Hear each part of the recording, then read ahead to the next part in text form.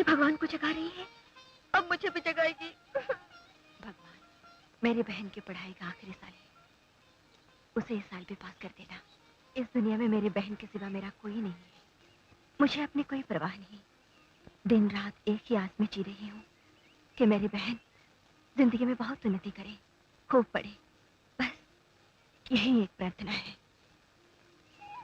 ललिता, चल चल उठ, सुबह हो गई। पढ़ाई करने वालों को जल्दी उठना चाहिए, नहीं उठेगा तो पास कैसे होगी? हाँ ठीक है।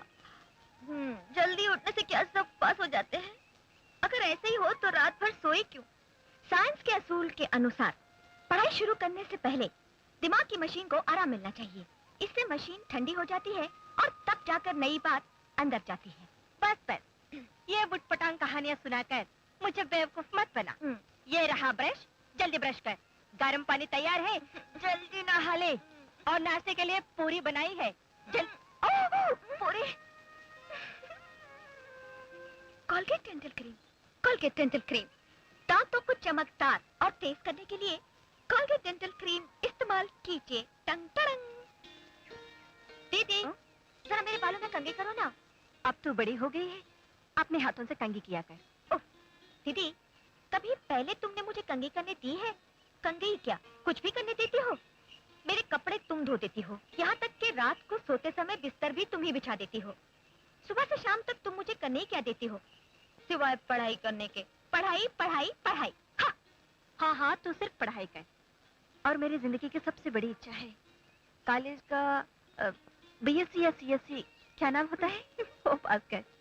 दीदी, मेरे बीएससी पास करने से तुम्हें क्या फायदा है? तू पास हो जाएगी तो तेरी जिंदगी संवर जाएगी।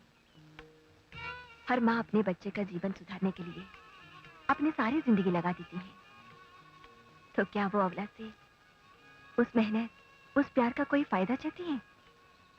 और फिर बड़ी बहन माँ से कम थोड़ी होती है। इसलिए पगली, तू खूब पढ़, अपनी पढ़ाई भी और मेरे हिस्से की पढ़ाई भी तू कर ले।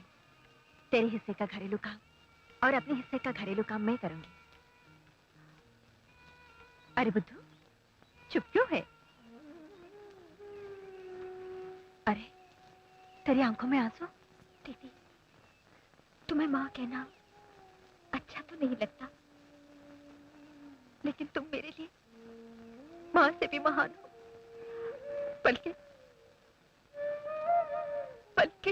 भगवान की तरह हो। बस बस, रहने दे। जल्दी से तैयार हो जा और कॉलेज भाग। हाँ, मुझे पार्वती जी के घर जा। अरे हाँ, अलमारी पर 2 रुपया रखे हैं, लेती जाना। आओ आओ आओ, स्वागतम। ये लो सोडा। जग्गू भैया, हाँ, बस कब आएगी? इस देश में बसों के बारे में क्या कह सकते हैं? कब आती है, कब जाती है, भगवान भी नहीं बता सकता। अरे भगवान क्या, मैं बताती हूँ। अगर चित आया तो बस अभी आएगी, पट आया तो देर से आएगी। अरे चित चित। ये लो। बस आगे ललिता, जाओ कॉलेज जाओ। अरे रुको रुको, जल्दी चलो, ध्यान दे। गुलगुले। हाँ गुरु। हम लड़कियों पे फूल मारेंगे और फूल के बदले अगर वो हमें मारने की कोशिश करे तो हमें मार खाने से बचा लेना। ये कोई नई बात थोड़ी है। आओ। हम इस गली पर चंपा कली फेंक कर इसकी दिल की गली में घुस जाएंगे। अरे बड़े बदतमीज आदमी, कुछ अकल वकल है कि नहीं? आओ, अकल है तभी तो फूल मारा है, नहीं तो पत्थर नहीं मारता। कैसा लगा मेरा डायलॉग? तेरा डायलॉग इतना बदसूरत है जितना तेरा मुंह। आओ। आओ। सत्तूरे, देखो मोटा परोठा चला रहा है। इसकी छोटे फूल से तसल्ली नहीं होगी, इसे तो भारी भरकम गुलदस्ता चाहिए। बदमाश कहीं का, जान तोड़ दूंगी। आओ, दांतों को गिर जाने दो, मुझे सिर्फ अपनी फौलादी बाहों में उठा लो। कैसा लगा मेरा ये डायलॉग? बिल्कुल बेहुदा। आओ। आओ। कटोरे, हमारे गांव की रानी आ रही है, हम इसको फूलों की माला डालेंगे। आओ। आओ। अरे ये क्या बदतमीज, होश में तो हो, ठीक है ना तबीयत? अरे मेरी तबीयत में तुम्हारी मोहब्बत है, अगर तुम्हारी मोहब्बत मेरी मोहब्बत से मिल जाए तो ये मेरी किस्मत है। कैसा लगा मेरा ये डायलॉग? अगर मैं तुम्हारे मुंह पर एक जोरदार थप्पड़ मारूं, तब कैसा लगेगा तुम्हें वो थप्पड़? आओ, घमंडी लड़की, तुमने कामेश का अपमान किया है। अब देख मैं इस अपमान का तुमसे किस तरह से बदला लेता हूँ। क्या करेगा? तेरा गाँव आना, रघुवीर चाचा से कहकर इतनी पिटाई कराऊंगी कि साल भर टूटी हुई हड्डियां लेकर हॉस्पिटल में पड़ा रहेगा। इसीलिए मैं तुम पर हमला नहीं करूंगा। मेरा चेला कालू कलंक कलकत्ते वाला कसाई है, वो तुम पर हमला करेगा। वो तुम्हारे शरीर के छोटे छोटे टुकड़े बनाएगा और मैं उसे भून भून कर आओ खाऊंगा। ऐसा? हाँ। वो बाद में देखा जाएगा। फिलहाल तुम अपनी खैर मनाओ। तूने राम बाबू को गाली दी? तेरी हिम्मत कैसे हुई? तो मैं क्या करती? इतनी मुद्दत के बाद उन्हें देखा तो पहचान न सकी। नहीं पहचाना मानती हूँ, मगर गालियाँ देने की क्या जरूरत थी? उनको गुंडा मवाली जो मुंह में आया बक दिया। दिमाग चल गया तेरा? दीदी, ये तो भयंकर गलती हो गई। अब मैं क्या करूँ? जो मैं कहूँगी वही करोगी। क्या? चलो इसी वक्त उनके घर चलो, उनके पैर पकड़ो और माफी मांगो। नहीं, मैं नहीं आऊंगी उनके घर। अब उनका सामना करते हुए तो मुझे बहुत शर्म आएगी। शर्म आएगी? हाँ। गालियाँ देते वक्त शर्म नहीं आई? माफी मांगते और शर्म आएगी? चलो दीदी, दीदी प्लीज मैं नहीं आऊंगी। अरे आएगी कैसे नहीं? दीदी बात तो सुनो। प्लीज सुनो तो।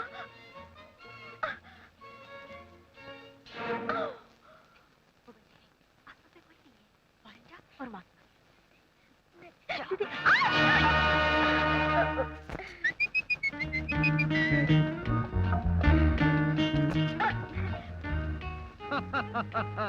तुम अंदर कैसे आ गई? ये एक गुंडे का घर है।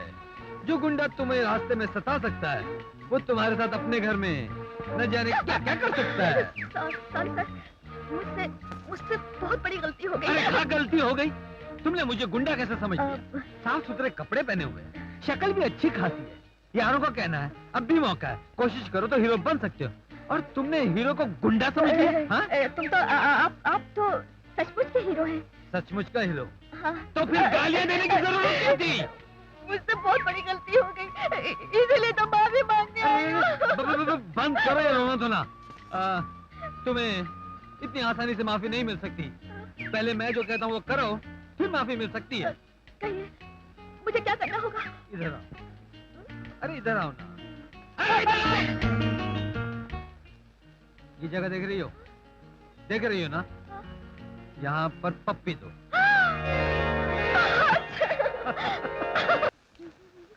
अरे क्या कर रहे हो? मेरा कलसा वापस करो ना। तुम पर मेरा उधार बाकी है। जब तक तुम मेरा उधार नहीं चुकाओगी, मैं तुम्हें ये कलसा नहीं लौटाऊंगा। उधार? कौन सा उधार? अरे वाह, इतनी जल्दी भूल गई? मगर बोलो ना, कौन सा उधार है? तुम पर मेरी एक मीठी मीठी पप्पी उधार है। जब तक तुम उसे सूझ समझ नहीं लौटाओगी, मैं ये कलसा तुम्हें नहीं दूंगा, बल्कि इसे नदी में फेंक दूंगा। प्लीज मेरा कलसा मुझे वापस कर दो ना, नहीं तो मेरी दीदी मेरी छुट्टी कर देगी। तुम्हें ये कलसा चाहिए तो फिर मेरी पप्पी दो, और अगर मैं ना दूं तो फिर चलाइए नदी में। तो फिर जल्दी करो, मुझे और भी बहुत काम कर रहे हैं। जल्दी करो, हरी अप। अरे हरी अप, कम ऑन। अरे कोई नहीं देख रहा, आजा। हाँ।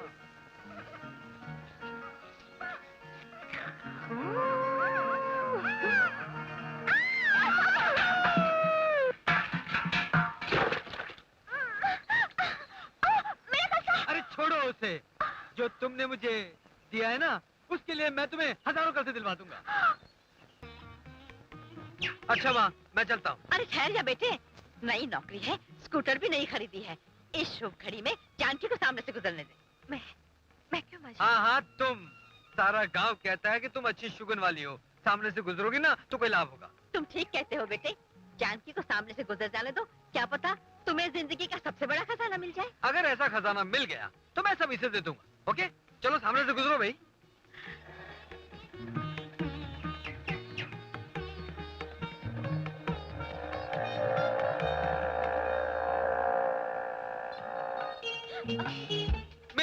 मिल गया, खजाना मिल गया। खजाना मिल गया? हाँ, आज एक देवी ने कहा था कि तुम्हें रास्ते में बहुत बड़ा खजाना मिलने वाला है। कहाँ है खजाना? खजाना दिख तो गया, बस मिलना बाकी है। तुम कहाँ जा रही? कॉलेज। और कहाँ? अरे लेकिन जाओगी कैसे? आज तो बसों की हड़ताल है।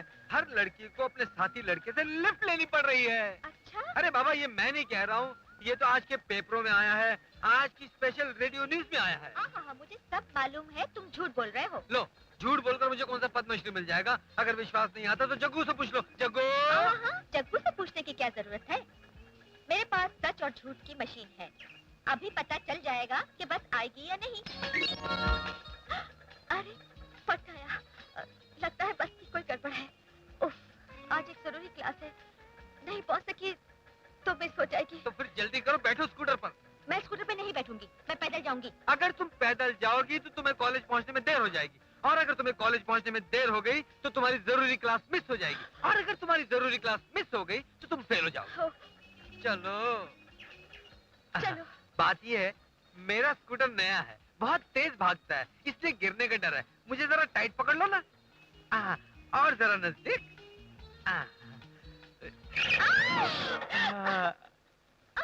अगर तुम ऐसा करोगे तो मैं स्कूटर से उतर अरे जाऊंगी। नहीं नहीं, बैठो बैठो बैठो। पकड़ तो लो, नहीं तो गिर जाओगी। हाँ, चलो।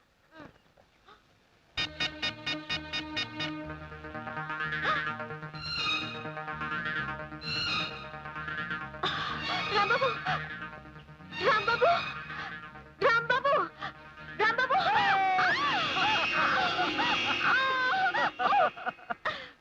इस ड्रामे के बारे में तुम्हारा क्या ख्याल है? ऐसा दोबारा कभी भूल कर मत करना। तुम्हें मालूम है मैं कितनी घबरा गई थी। अरे भाई, मैं तो सिर्फ ये देखना चाहता था कि अगर मुझे कुछ हो जाए उसका तुम पर कुछ असर होता है या नहीं। अगर तुम्हें कुछ हो गया तो तुम क्या समझते हो? ललिता जिंदा रहेगी अगर मैं मर गया, तो मैं भी मर जाऊंगी। अगर मैं नदी में गिर गया, तो मैं भी तुम्हारे साथ नदी में गिर जाऊंगी। अगर मैंने खुदकुशी कर ली तो, मैं भी खुदकुशी कर लूंगी। अगर मैं तुम्हें कस के पकड़ के पप्पी ले लूं तो मैं भी पप्पी लूंगी। तो फिर देर किस बात की है? जल्दी करो छोड़ो ना। मुझे, बहुत बदतमीज हो तुम। जाओ, आज से मैं तुम्हारे करीब आऊंगी नहीं। 50 फुट दूर खड़े होकर ही बात करूंगी। आज जाने दो मुझे, प्लीज ओके जाने दो। ओके, एक शर्त पे जाने देता हूँ। पहले ये बताओ, कल कब मिलोगी? अब कल वल कुछ नहीं, मिलना जुलना बंद। मेरी परीक्षा आ रही है, मुझे तैयारी करनी है, वरना मेरी दीदी मुझे जान से मार अरे डालेगी। तुम अपनी दीदी की फिक्र मत करो। देखो, मैं तुम्हारी दीदी को ऐसे पढ़ाता हूँ कि वो खुद तुम्हें मेरे पास भेज देगी। जाओ जाओ, ज्यादा बढ़ाइए मत मारा करो। मेरी दीदी के सामने ये सब कुछ नहीं चलेगा। कल तुम खुद मान जाओगी कि ये राम बाबू का दिमाग है, वकील का दिमाग है। हाँ, देखेंगे। हे भगवान, ये तुम क्या कह रहे हो? हाँ जानकी, ललिता का एक टीचर मेरे साथ कॉलेज में पढ़ता था, उसने मुझे बताया। वैसे तो बाकी सब विषयों में अच्छी है, लेकिन बॉटनी में बहुत कच्ची है। तो क्या? बॉटनी। बॉटनी में अच्छे नंबर नहीं मिले तो वो फेल हो जाएगी? बॉटनी? अरे तुम बॉटनी के बारे में नहीं जानती? बॉटनी है। अगर वो बॉटनी में फेल हो गई तो उसे बच्चों की क्लास है, यानी पहली क्लास से फिर से पढ़ाई शुरू करनी पड़ेगी। कितने साल बर्बाद हो जाएंगे और पैसों को नुकसान होगा वो अलग। इसलिए मेरे दोस्त ने मुझे राय दी, क्यों ना मैं उसे बॉटनी पढ़ाऊं। तुमको बॉटनी? बॉटनी आती है? मैं तो बॉटनी का चैंपियन था। जब मैं कॉलेज में आता था ना, तो मुझे देखकर लोग कहते थे, वो देखो बॉटनी का राजा आ रहा है, वो देखो बॉटनी का राजा आ रहा है। तो फिर कल से उसे पढ़ाना शुरू करो, तुम्हें बहुत बहुत मेहरबानी होगी। मेहरबानी की क्या बात है, लेकिन मैं मजबूर हूँ। मेरे पास तो सर खुजाने की फुर्सत नहीं। नहीं, ऐसा मत कहो। जब भी थोड़ा सा वक्त मिले उसे पढ़ाओ। ठीक है, जब तुम इतनी सिफारिश कर रही हो तो कुछ ना कुछ तो करना ही पड़ेगा। लेकिन पहले उससे पूछ लो कि उसे मुझसे पढ़ना मंजूर है कि नहीं है, क्योंकि वो अपनी नाक पर मक्खी भी नहीं बैठने देती। मक्खी। उससे पूछने की क्या जरूरत है? नाक पर मक्खी नहीं बिठाएगी तो मैं उसकी नाक भी कुचल डालूंगी। दीदी प्लीज प्लीज। नहीं, मैं कुछ नहीं सुनने वाली। दीदी तुम समझते क्यों नहीं? वो मुझे कैसे पढ़ा सकते हैं? उनके सब्जेक्ट और मेरे सब्जेक्ट एकदम अलग है। हाँ, ज्यादा चालाक बनने की कोशिश मत करो। मुझे सब मालूम है। उन्होंने कॉलेज में 5 साल पढ़ाई की और तू अभी तीसरे साल में है। तो क्या समझती है? मैं कॉलेज में नहीं गई तो मुझे कॉलेज के बारे में कुछ नहीं मालूम? चलो। दीदी वो आर्ट्स पढ़ते थे और मैं साइंस पढ़ती हूँ। उनको बॉटनी का एक शब्द भी नहीं मालूम। हाँ, ये एक शब्द भी नहीं मालूम? अरे कॉलेज में लोग उन्हें बॉटनी का राजा कहते थे। बॉटनी का राजा। हाँ। और तू कहती है उन्हें कुछ नहीं आता? अरे चल ना दीदी। अरे आना, सुनो तो। बैठ जा, ध्यान लगाकर सुनती जा। राम बाबू क्या कहते हैं, क्या सिखाते हैं, उनसे सीखने की कोशिश कर। जानकी, मेरी इससे ज्यादा जान पहचान तो है नहीं। मैं इसे गंभीरता से और दिल लगाकर पढ़ाने की कोशिश करूं, कहीं ये मुझे गलत न समझ बैठे। गलत क्यों समझेगी? अगर ये ध्यान न दे तो सीधा एक छांटा रसीद करना, बिल्कुल झिझकना मत। हाँ। अरे मानते हो कि नहीं मानते? ले आई ना तुम्हारी बहन तुम्हें यहाँ, और साथ में पूरी आजादी दे दी कि पढ़ाते वक्त मैं तुम्हारे साथ कोई भी हरकत कर सकता हूँ। मानते हो मेरी रफ्तार को? यही रफ्तार बॉटनी सिखाने में दिखाना तो मानूंगी। अरे बॉटनी क्या है? हाँ, बॉटनी बॉटनी बॉटनी है। वो क्या है कि बैंगन होता है ना, बैंगन का जो पाँव होता है, पाँव का जो पिछला अंगूठा होता है, उसका जो नाखून होता है ना, उसको बॉटनी कहते हैं। मैं शादी कर रही हूँ। अरे वाह, सच? Very good. कौन है वो खुशकिस्मत? और कोई नहीं, वो है राम बाबू। हाँ ललिता, पार्वती चाची ने कल मुझे इस रिश्ते के बारे में पूछा। मैं कैसे इनकार कर सकती थी? मैंने हाँ कर दी। दरअसल ललिता, तुम्हें नहीं मालूम, मैं खुद उन्हें बेहद चाहती हूँ। दिल ही दिल में उनसे प्यार करती हूँ, उनकी पूजा करती हूँ, और उनके रवैया से लगता है वो भी मुझे बहुत चाहते हैं। सच पूछो तो उनको देखने के बाद ही मेरे दिल में शादी की इच्छा पैदा हुई है। अक्सर मैं ये सोचा करती थी, अगर जीते जी मैं उनकी ना बन सके तो मैं किसी की ना बन सकूंगी, अपनी जान दे दूंगी। बस अब उनके आते ही पार्वती चाची हमारी शादी की तारीख पक्की कर देगी। ले, मैंने अपने दिल की बात सुना दी। अब तू बोल, तू क्या कहना चाहती थी?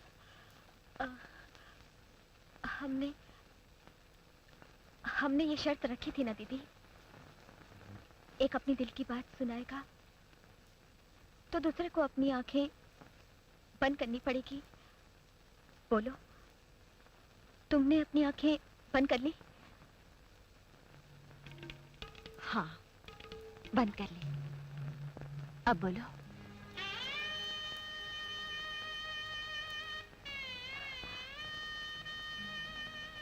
दीदी, तुम्हारी खुशखबरी सुनने के बाद मुझे समझ में नहीं आ रहा कि क्या कहूं। खुशी के मारे आवाज नहीं निकल रही। तुम बहुत भाग्यवान हो दीदी, भगवान ने तुम्हारी सुन ली। जिसे तुम मन में पूछती रही वो तुम्हें मिल गया। वरना इस संसार में तमन्नाएं मन में जन्म लेती हैं और मन में ही मर जाती हैं।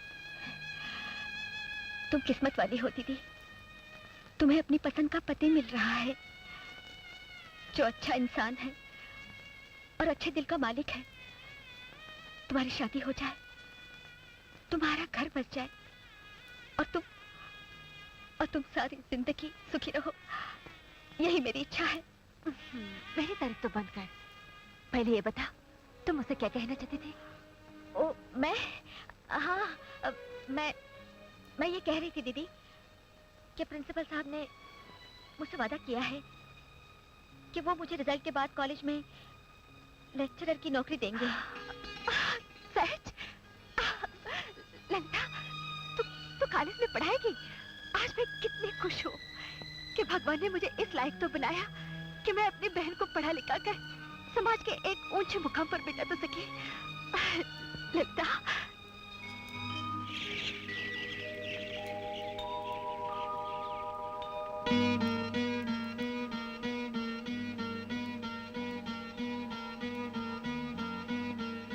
अगर मैं जीते जी उनकी ना बन सकी तो मैं किसी की ना बन सकूंगी, अपनी जान दे दूंगी। नहीं, ऐसा नहीं हो सकता, ऐसा नहीं हो सकता। मैं क्या करूं मैं?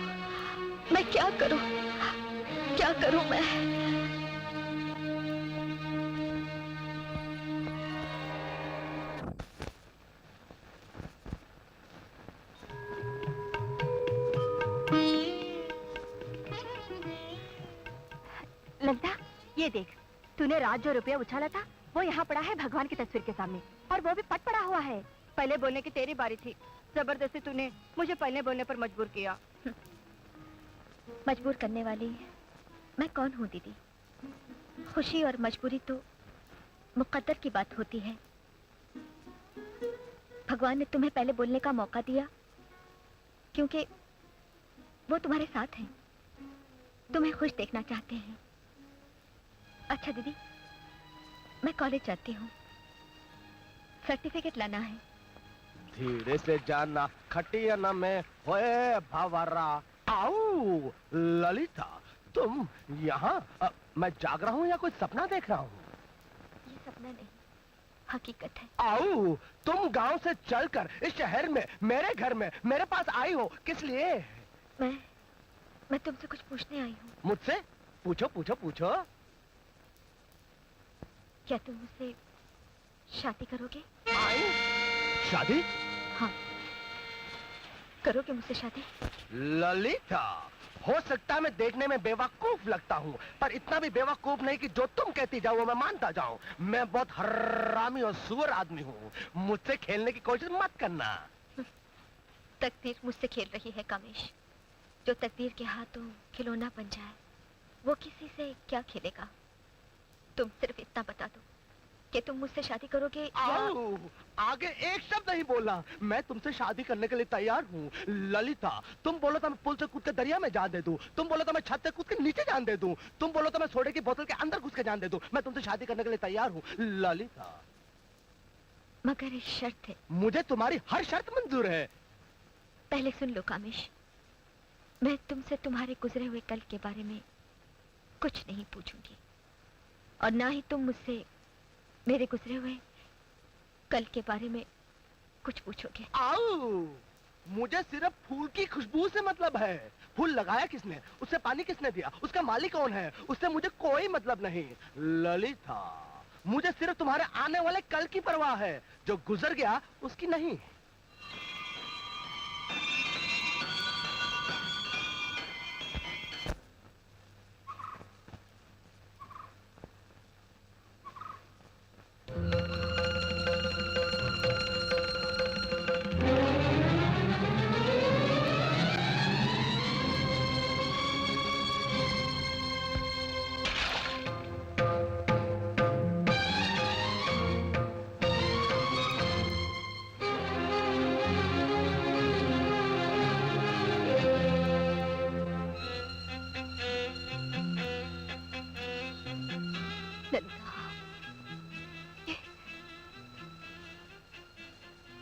ये सब क्या है?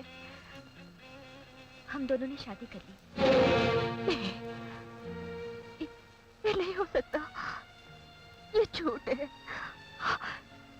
ये झूठ है ना ललिता? नहीं, ये सच है दीदी। आज से हम पति पत्नी हैं। खबरदार, जो दोबारा ये शब्द तुम्हारी जुबान पर आए तो ये तुम्हारा पति नहीं हो सकता, ये तुम्हें मंगलसूत्र नहीं पहना सकता। ये झूठ है, गलत है, मैं मानने को तैयार नहीं हूँ। मत मानो जानकी, तुम्हारे माने ना माने से हमारा ये रिश्ता नहीं टूट सकता। हम दोनों ने ये शादी भगवान के सामने की है। चुप रहो। अगर तुम ये कहोगे कि भगवान गवाह है, तो मैं ये कहूंगी वो भगवान ही नहीं है। ललिता, उतार दो इस मंगलसूत्र को और मुंह पर मारे इसके, नहीं तो मैं इसे नोच कर फेंक दूंगी। नहीं दीदी, अब ये नहीं हो सकता। औरत जिंदगी में मंगलसूत्र एक ही बार पहनती है, जब वो सुहागन बनती है, और एक ही बार उतारती है जब उसका पति मर जाता है और वो विधवा हो जाती है। इस मंगलसूत्र को उतारने का किसी को हक नहीं। ललिता, क्यों चिल्ला रही है इस पर? तुझे क्या अधिकार है इसको डांटने का? ये मेरी पत्नी है। पत्नी? और वो भी तुम्हारी? इस दुनिया में कितनी भी गिरी हुई लड़की हो, वो भी तुम्हारे साथ शादी नहीं करेगी। मेरे जीते जैसे नहीं हो सकता। मेरी ललिता को तुमने डराया होगा, धमकाया होगा, मजबूर किया होगा कि वो तुमसे शादी कर ले। बोलो, बोलो क्या बात थी, बोलो। दीदी, तुम मेरे सामने मेरे पति का अपमान नहीं कर सकती। जो कुछ हुआ वो सब मेरी मर्जी से हुआ। इन्होंने मुझे मंगलसूत्र पहनाया, इन्हें मैंने पति स्वीकार कर लिया, लेकिन किस मजबूरी में आकर तुमने इसे स्वीकार किया? तुम्हें शादी करनी थी तो तुम मुझसे कहती, या तुम्हें शक था कि मैं तुम्हारी शादी के लिए राजी नहीं होंगी, या इससे बेहतर लड़का ढूंढकर मैं नहीं ला सकती थी? मैं मर गई थी क्या? ललिता, ललिता, तुमने क्यों ऐसा किया? मुझे बताओ ललिता, मुझे जवाब चाहिए, मुझे जवाब चाहिए। तुम रो इसलिए रही हो कि तुमसे मेरी खुशी बर्दाश्त नहीं हुई। तुम जल रही हो कि तुमसे पहले मेरी शादी हो गई ना?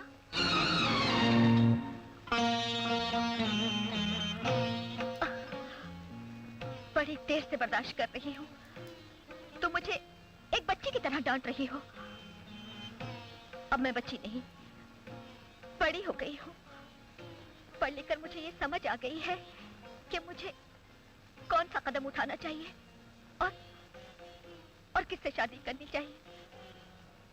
देखो, तुमने मुझे पाल पोस कर बड़ा किया, इसके लिए मैं तुम्हारा एहसान हमेशा मानती रहूंगी। तुमने मुझे पढ़ाया, इसके लिए बहुत बहुत शुक्रिया। मेरी जिंदगी की हर जरूरत पूरी की, इसके लिए मैं तुम्हारी कदर करती हूँ। मगर शादी कोई पालना पोसना पढ़ाई लिखाई नहीं, ये हर एक इंसान का अपना जाती मामला होता है और उसका फैसला करने का हक भी सिर्फ उसी को होता है और किसी को नहीं। और मेरे जाती मामले के बारे में पूछने वाली तुम कौन होती हो?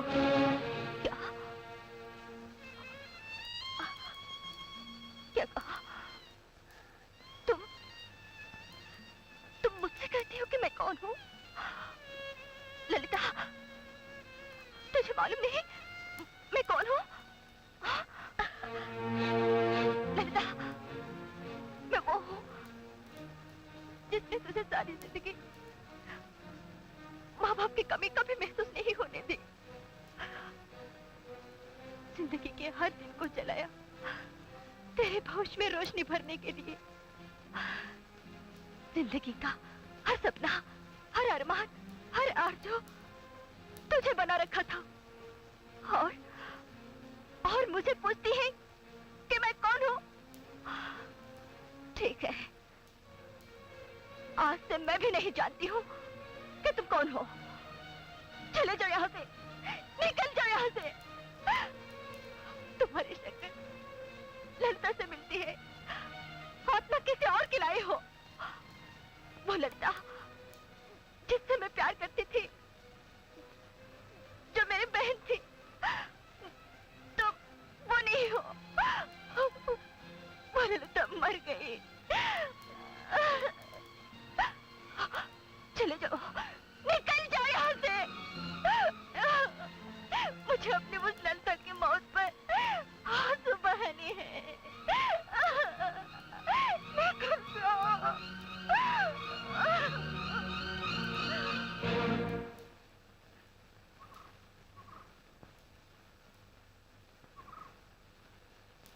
नहीं, मैं तुमसे कोई सवाल नहीं करूंगा, कोई बात नहीं पूछूंगा, क्योंकि जब तुम जानकी को नहीं पहचानती तो मुझे क्या पहचानोगी? मैं तो फिर भी गैर इंसान हूं। लेकिन एक बात साफ सुन लो ललिता, तुम्हारी जगह अगर मेरी बेटी होती तो मैं अब तक उसे जान से मार चुका होता और अपने आप को भी खत्म कर चुका होता।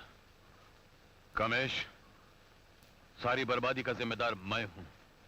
मुझे बहुत पहले तुम्हारी जायदाद का हिस्सा देकर तुम्हें इस गांव से अलग कर देना चाहिए था, ताकि इस बच्ची की जिंदगी बच गई होती, लेकिन बहुत देर हो गई।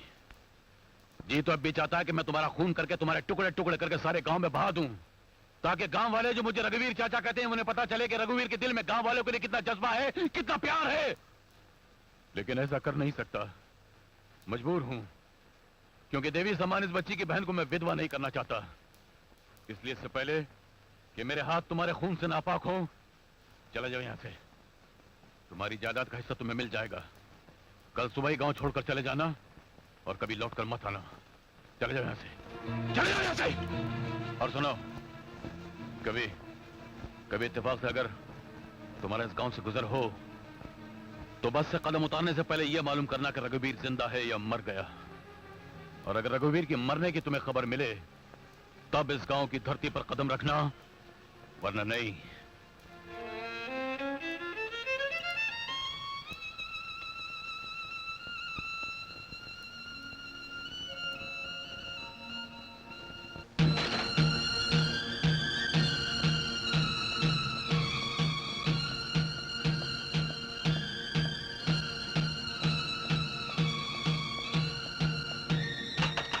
ललिता, ललिता,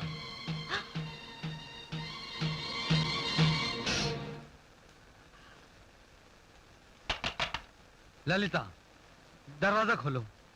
मैं हूं राम। किससे मिलना है आपको?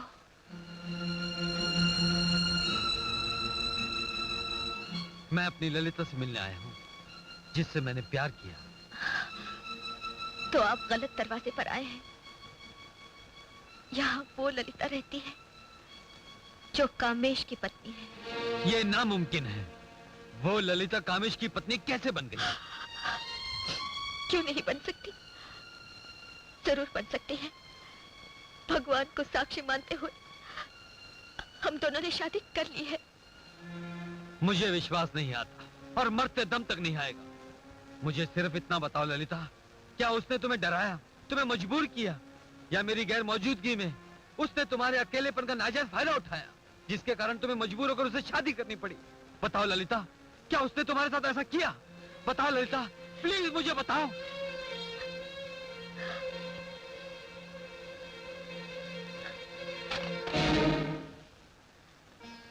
सुनना चाहते हो तो सुनो। मैं कामेश से प्यार करती थी, इसलिए मैंने उससे शादी कर ली। नहीं, ये नहीं हो सकता। तुम झूठ बोल रही हो। इंसान जिंदगी में सिर्फ एक ही बार प्यार करता है, बार बार नहीं। मैंने भी एक ही बार प्यार किया, एक ही आदमी से, और वो है कामेश। और मुझसे जो प्यार किया वो धोखा था। मुझसे जो शादी करने का वादा किया था वो झूठ था। मेरे साथ जो वक्त गुजारा, जो घड़ियां बिताई, वो सब नाटक था। हाँ? हाँ राम बाबू, तुम्हारे साथ जो मैंने प्यार किया वो धोखा था। इसलिए तुम मुझे भूल जाओ। तुमसे शादी करने का वादा झूठ था, इसलिए मुझसे नफरत करो। तुम्हारे साथ जो वक्त गुजारा वो सिर्फ नाटक था, इसलिए मुझे धिक्कार दो। ललिता, तुम्हें याद है गांव से जाते समय तुमने क्या कहा था? जब तुम वापस आओ तो मैं तुम्हें दुल्हन के रूप में नजर आऊं। देखो, मैं इस वक्त एक दुल्हन के रूप में ही हूं। मुझे आशीर्वाद दो। मैं क्या आशीर्वाद दूं? जिसका दिल जल रहा हो, जिसकी दुनिया उजड़ गई हो, वो किसी को क्या आशीर्वाद दे सकता है? संसार का नियम है कि जब कोई दुल्हन के रूप में सामने आए तो उसे आशीर्वाद दिया जाता है, चाहे वो दुश्मन ही क्यों ना हो। आओ! तुम सिर्फ मेरी बीवी को आशीर्वाद दे रहे हो, पति पत्नी दोनों को साथ में आशीर्वाद देना चाहिए। लो, झुक गया। आओ आओ ललिता, तुम जब से मेरी बीवी बनी हो लोग हमसे जलने लगे हैं। नहीं, हमें इन जलने वालों के बीच में नहीं रहना चाहिए। तुम यहाँ कैसे? हम तो यहीं रहते हैं, मगर आज हम घर छोड़ के जा रहे हैं, तो मैंने सोचा अपने दोस्तों से मिल लूं।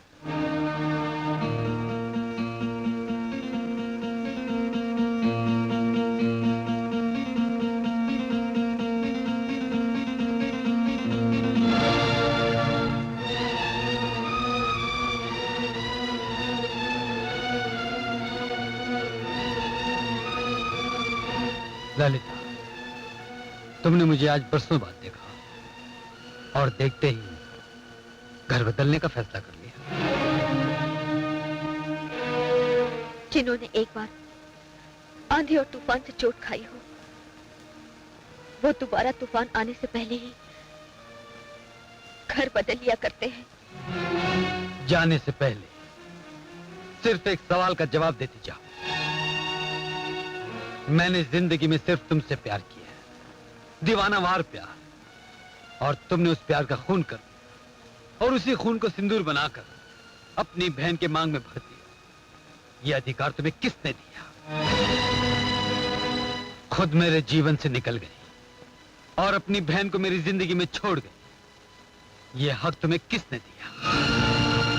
मुझसे पूछे बगैर मेरे प्यार का फैसला कर दिया, मेरे सपनों को तोड़ दिया, मेरी आशाओं का खून कर दिया। यह आजादी तुम्हें किसने दी? अधिकार, हक, आजादी। राम बाबू, जिंदगी में किसी चीज को जब अपना समझ लिया जाता है तो उसके बारे में फैसला करने का हक, अधिकार, आजादी उस इंसान की अपनी होती है। तुम्हारे प्यार और तुम्हारे शराफत पर मुझे पूरा विश्वास था और उसी पल पर मैंने ये कदम उठाया। क्या क्या ये मेरी भूल थी? मेरी बहन तुमसे बेहद प्यार करती है, यहाँ तक कि अगर तुम उसे न मिलते तो अपनी जान दे देती। मैं मजबूर हो गई। मैं अपनी बहन की चिता पर शादी के फेरे कैसे लगा सकती थी? मेरी बहन एक देवी है और उस देवी को तुम जैसा देवता ही जिंदगी की हर खुशी दे सकता है। इसीलिए मैं उसकी जिंदगी में तुम्हारी प्यार की रोशनी भरकर एक अलग दुनिया में चली गई। दूसरों की जिंदगी में तो रोशनी भर दी तुमने, मगर खुद अंधेरों में भटक गई। एक गिरे हुए बदमाश किस्म के इंसान से शादी कर ली और फिर क्या, ये तन्हाई की जिंदगी गुजारी है, जैसे इस दुनिया में बिल्कुल अकेली हो, कोई नहीं है तुम्हारा। नहीं ललिता, हर चीज की हद होती है। अब मैं तुम्हें यह जिंदगी गुजारने नहीं दूंगा। चलो मेरे साथ अभी और इसी वक्त मेरे घर चलो। नहीं, ये नामुमकिन है। उस घर पर मेरा नहीं, मेरी बहन का अधिकार है। अगर वो जान गई कि उसकी खुशी के लिए मैंने सब कुछ किया था तो वो सदमा सह न सकेगी, अपने आप को खत्म कर देगी। और मैं जीते जी ये कभी ना होने दूंगी। उससे कभी पता ना चले कि मैं यहाँ हूँ, इस शहर में। इसलिए मैं ये घर छोड़कर यहाँ से दूर चली जा रही हूँ। राम बाबू, तो तुम हमें छोड़कर जाना चाहती हो? अब तक हम ये समझ रहे थे कि तुम सुखी हो, चैन की जिंदगी गुजार रही, तो एक तरह से मन को समझा लिया था। मगर अब तुम्हारी असलियत जानने के बाद क्या मेरी हालत पागलों जैसी नहीं हो जाएगी? और मुझे इस हालत में देखकर क्या तुम्हारी बहन का सुख चैन खाक में नहीं मिल जाएगा? क्या इसलिए तुमने बलिदान दिया था? क्या तुम्हारी कुर्बानी देने का यही मकसद था? नहीं, मैं ऐसा नहीं होने दूंगी, कभी नहीं होने दूंगी।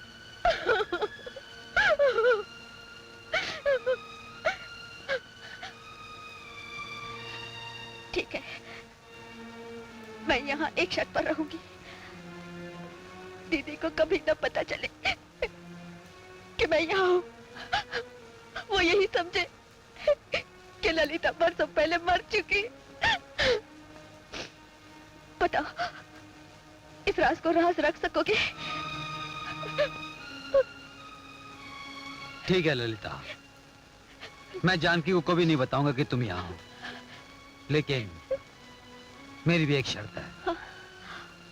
मुझे इतना अधिकार दो कि तुम्हारे दुख दर्द में तुम्हारे काम आ सकूं, सिर्फ इंसानियत के नाते से।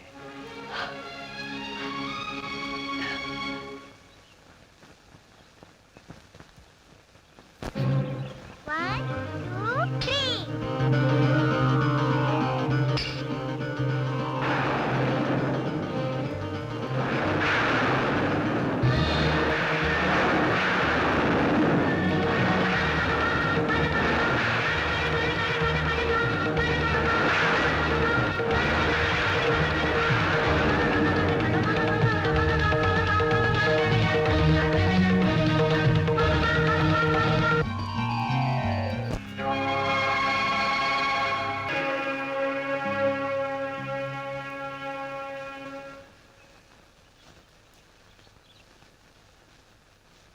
मैं तुमसे एक बात पूछना चाहता हूँ। क्या? गोपी का बाप कौन है?